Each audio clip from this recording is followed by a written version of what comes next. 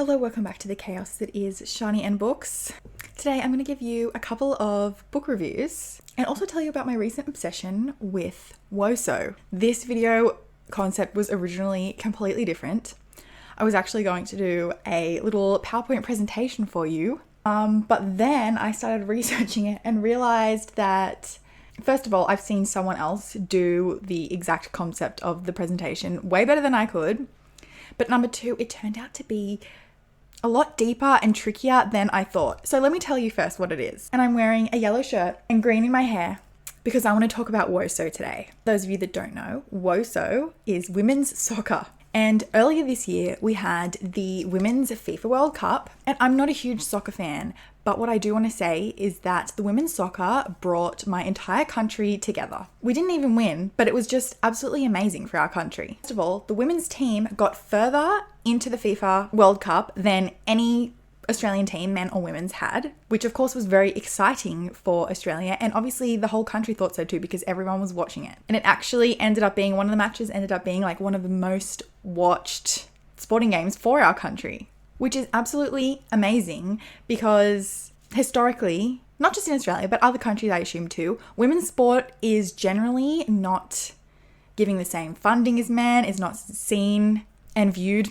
as much as men's sport. In general, people are more excited over men's sport than they are women. So it's very exciting to see everyone get so excited about women's sport. Like our Prime Minister literally said that the country was going to get a public holiday if the women's team won the match, which they didn't. But like if the person that's like running the entire country is saying we're going to get a day off. But the semi-final against England on the 16th of August became the most watched TV program in more than 2 decades with an average audience of 7.2 million and a reach of 11.15 million. Also the most streamed event ever in Australia with 957,000 viewers.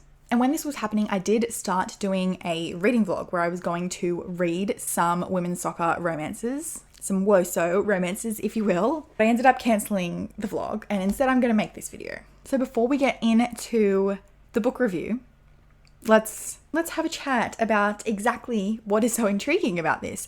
First of all, I do want to say that even though this is a great step for women's sport, it is still really sad how much women's sport is just not acknowledged as much as men's sport.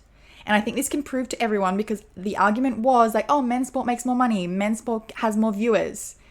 Clearly it's not true because look at this. But Australia's captain of the Australian team, the Matildas, name is Sam Kerr, and I will get into her in a minute. But she actually broke the record of the most goals scored for like Australia for soccer for record goal scorers. Literally is not recognized. Like if you Google it, it will say, oh, she's the biggest goal scorer for women's soccer. And it will still tell you that the number 1 goal scorer is Tim Cahill, who is the men's. She's literally beat him, but they're not even, like they're still saying she's not the, it's just stupid. Like if she scored the most goals, she scored the most goals. It's just another example of like women's sport. Like we're not going to get into it because this is meant to be a silly, goofy video. So my original idea is because if you didn't know, within women's soccer, there are a lot of lesbians, which love that. And there are a lot of relationships happening throughout all of the soccer teams, like women within the same team, as well as women on opposite teams, like playing against each other. And that was the plotline for one of the books that I read. And so I was going to do research into that, and that was going to be my PowerPoint presentation. But I found out there is this website that literally tracks it. And let me insert to you a section of that website because you need to see how interwoven the web of the women's relationship is within women's soccer internationally. There are lines connecting which women are in relationships, which women have been in relationships and broken up. Like it is, like I could not make a presentation on this. I just could not. But then I saw this video, and I'll insert it here because I saw someone else do this. Not with every single woman, but it was just a brief beginning of what I was planning to create. So I'll let you enjoy their video. Let's do it. This is part 1 of me attempting to create a comprehensive web of all the gay relationships at the World Cup this year. Obviously only talking about public relationships. We don't out anybody. We don't speculate. And I'm going to sort this into a video about Arsenal because even though that's not who's playing in the World Cup, it's the countries. It's easier to sort relationships by club. You'll see why. It just makes sense.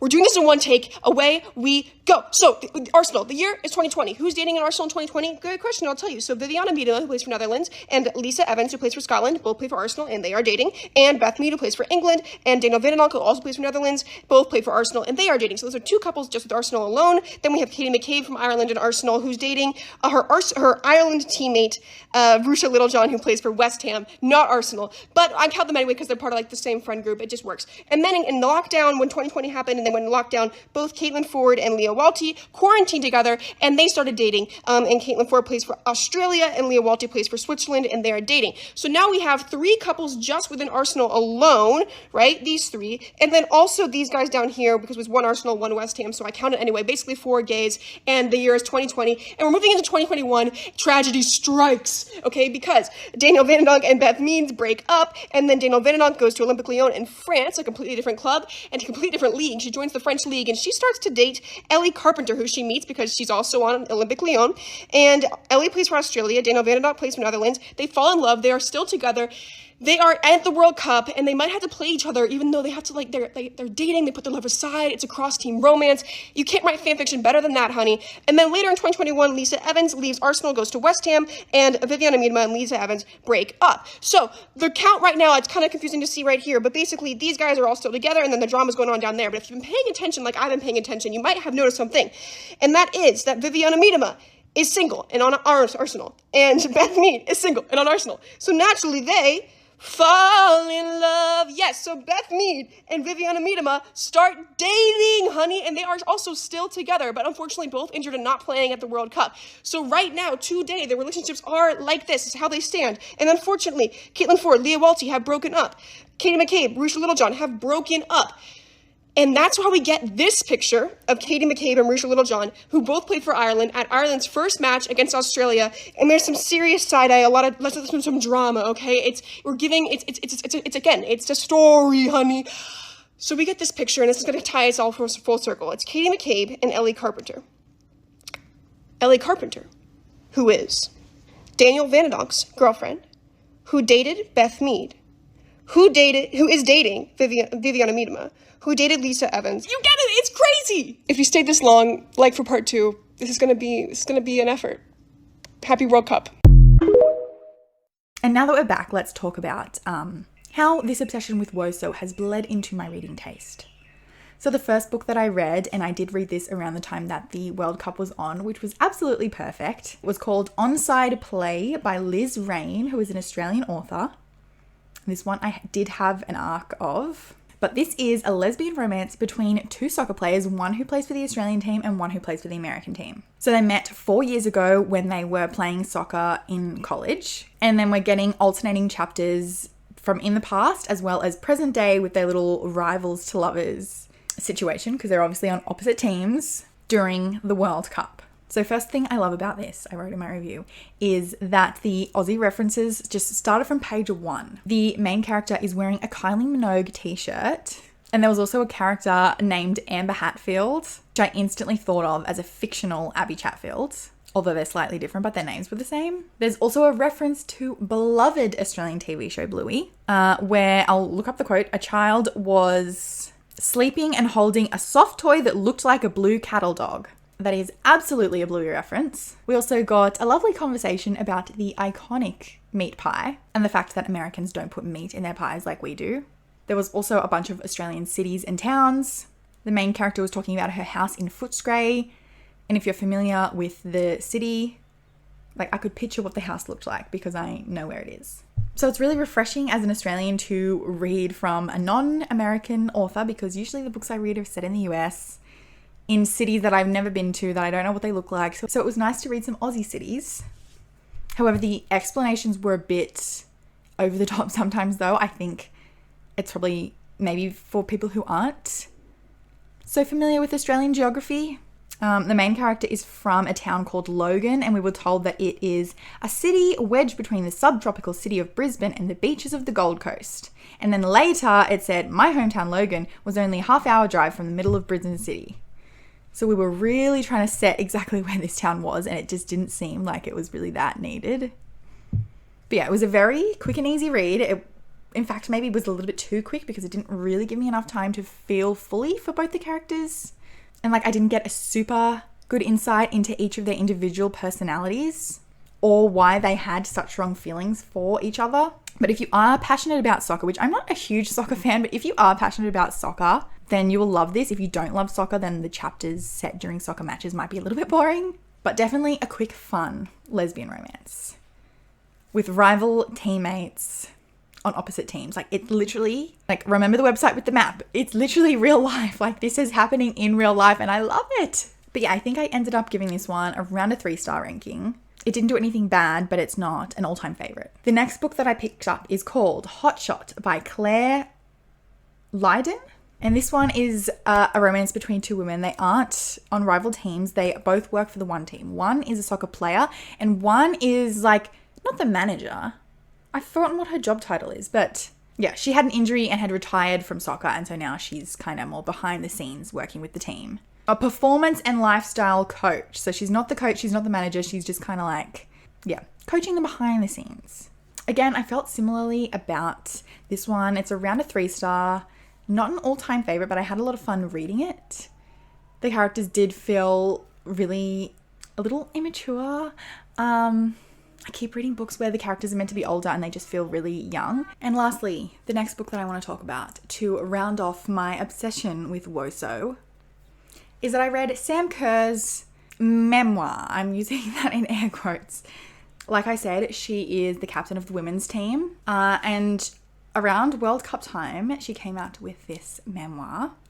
I don't know if we'll call it a memoir because it doesn't actually say. It just says, My Journey to the World Cup. And I do have some opinions on this. I will say that I love Sam Kerr, but I do think that she had very little involvement with this book. So let's start with some things that I did like.